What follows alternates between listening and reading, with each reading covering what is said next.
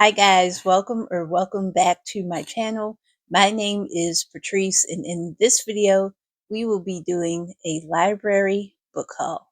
And now let's get started. I have 5 books in this haul. The first one is titled Hot Pot Murder by Jennifer Chow. And with murder in the title, you know it's a cozy mystery. This is a new series for me, and this is the second book in the series. I was looking for the first one, but they didn't have it at the library. But I will read you the summary for this one. Trouble is brewing for cousins Yale and Celine Yee after a hot pot dinner boils over and ends in murder in the second novel of the LA Night Market Mysteries by Jennifer J. Chow. Yale and Celine Yee's food stall is going great, and they've been invited to attend an exclusive dinner with the local Restaurant Owners Association. The members gather together for a relaxing hot pot feast until Jeffrey View, president of the group, receives a literal shock to his system and dies. Everyone at the meal is a suspect, but the authorities are homing in on family friend A. Ho, owner of the restaurant where Jeffrey was killed, and Yale's dad is a close second on their list. Yale and Celine step up to the plate and investigate the dinner attendees. The association's ambitious vice president, a familiar frenemy, a ramen king, a snacks shopkeeper, and a second-generation restaurateur. It's up to the detecting duo to figure out what really happened before their friends and family have to, before their friends and family have to close their businesses for good. So this sounds interesting. I've heard good things about this series, so I'm excited to see if it's a new one that I can add to my list. The next book I'm going to show you today is called Can You Solve the Murder by Antony Johnston. And this, again, is a cozy mystery. And the summary says, step into the shoes of a detective and investigate the most mysterious crime of your career. There's been a murder at Elysium, a wellness retreat set in an English country manor. You arrive to find the body of a local businessman on the lawn with a rose placed in his mouth. It appears he was stabbed with a gardening fork and fell to his death from the balcony above. But that balcony can be accessed only through a locked door. The key is missing, and everyone in Elysium is now a suspect. Gather the evidence and examine the clues. Choose who to interview next and who to accuse as your prime suspect. But remember that every decision you make has consequences, and some of them will prove fatal. Do you have what it takes? Can you solve the murder? So I picked this book up because it's like a pick your own adventure. So you can choose which clues you're going to take a look at and who you think the murderer is going to be. And I just thought this would be like a fun way to solve a mystery. I think even at the end, you get like a score, depending upon like which clues you observe or that you find and who you interview and stuff like that. So this should be a fun one.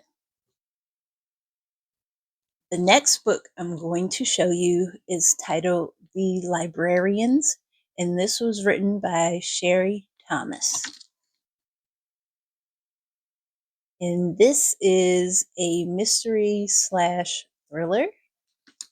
And this is the first book that I'm going to read by Sherry Thomas. She also has a series called the Lady Sherlock series.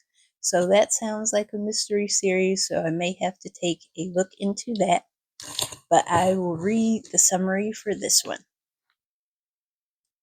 There's no place to hide their secrets anymore after four quirky librarians are pulled into a murder investigation at their library. Sometimes a workplace isn't just a workplace, but a place of safety, understanding, and acceptance. And sometimes murder threatens the sanctity of that beloved refuge. In the leafy suburbs of Austin, Texas, a small branch library welcomes the public every day of the week. But the patrons who love the helpful, unobtrusive staff don't always realize that their librarians are human too. Hazel flees halfway across the world for what she hopes will be a new beginning. Jonathan, a 6'4" former college football player, has never fit in anywhere else. Astrid tries to forget her heartbreak by immersing herself in work, but the man who ghosted her 6 months ago is back, promising trouble. And Sophie, who has the most to lose, maintains a careful and respectful distance from her coworkers, but soon that won't be enough anymore. When two patrons turn up dead after the library's inaugural murder mystery themed game night, the librarians' quiet routines come crashing down. Something sinister has stirred, something that threatens every single one of them. And the only way the librarians can save the library and themselves is to let go of their secrets, trust one another, and band together, all in a day's work. So this sounds like this is going to be a very good book. This is interesting to me because the librarians are solving a murder mystery and it involves their library. So this is putting like two of my favorite things together, the library and a murder. And yeah, sounds like it will be a good book. And I hope I like this author because I would like to read that other series she does as well. The next book I'm going to show you is titled Time's Undoing, and this was written by Cheryl A. Head.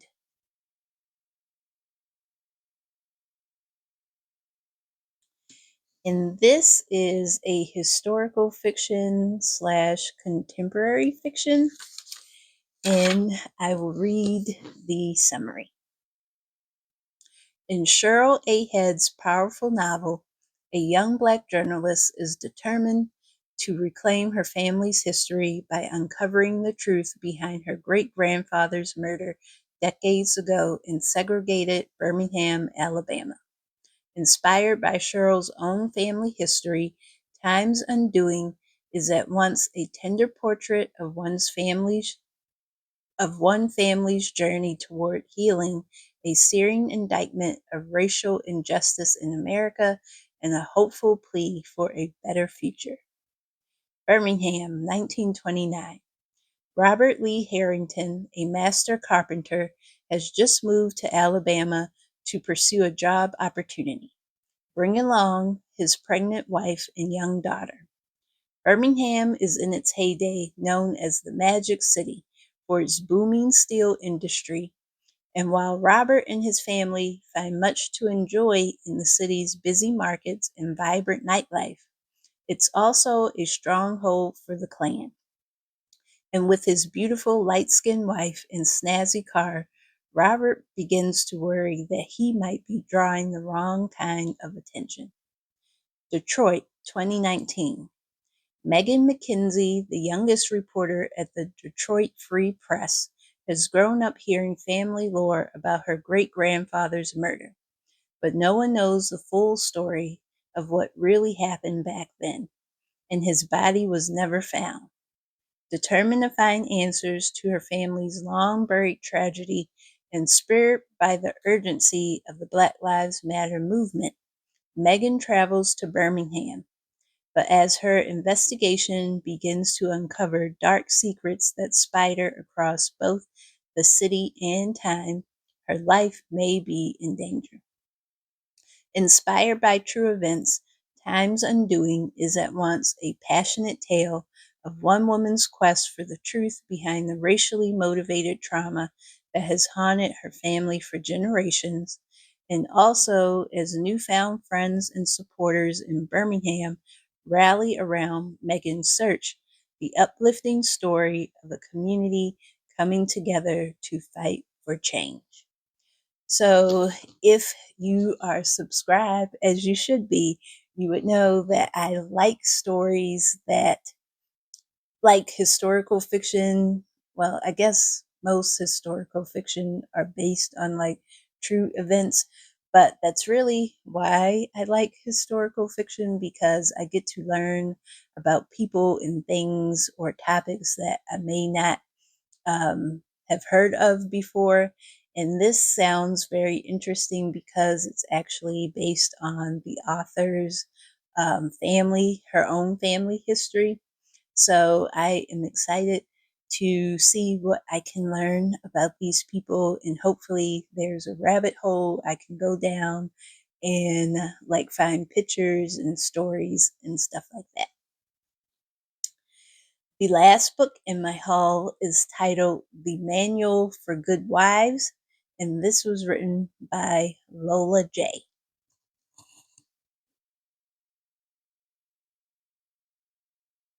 And I picked this up because I heard very good things about her previous book called The Attic Child. And I wanted to read that, but they didn't have that at the library, but they did have this one. And this has actually been at the library for a while, but I was hoping they would get The Attic Child first. I wasn't sure if they were like books that you needed to read in order, but I don't think you have to read The Attic Child to read this. So that's why I finally, checked it out. And the summary says, it is unthinkable to marry outside the class you have been born into. To aspire higher is to be considered an upstart. To marry beneath you could be your ruin. Mrs. Adeline Copperfield, The Manual for Good Wives, 1893. To the world, Mrs. Copperfield is the epitome of Victorian propriety, an exemplary society lady who writes a weekly column advising young ladies on how to prepare themselves for marriage and be better wives. Only Adeline has never been a good wife or mother. She has no claim to the Copperfield name, and she is not an English lady. Now, a black woman born in Africa who dared to pretend to be something she was not is on trial in the English courts with all of London's society baying for her blood, and she is ready to tell her story. From the author of The Attic Child comes a dual narrative historical novel about love, generational trauma, second chances, and hope. So this sounds like it's going to be like good, like full of drama, like a little bit of drama. So hopefully this is something that is based on true events as well, since it's a historical fiction. And I can't wait to get into this one. So those are all the books in this library haul. Let me know if you have read any of these books or if any of these sound interesting to you. And as always, don't forget to like, comment, and subscribe. And I will see you next time. Bye-bye.